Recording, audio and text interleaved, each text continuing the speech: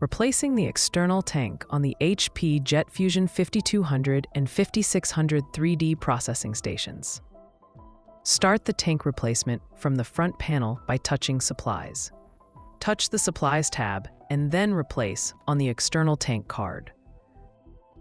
From the external tank, open the two latches that lock the lid. Open the lid by pulling the edge upward and place it on the handle that holds the lid open. Close the tank with the storage lid provided with a new external tank. Close the spring-loaded latch to secure the storage lid.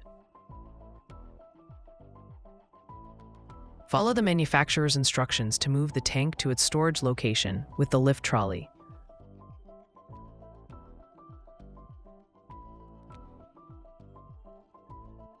Clean the inner side of the lid with an explosion-protected vacuum cleaner.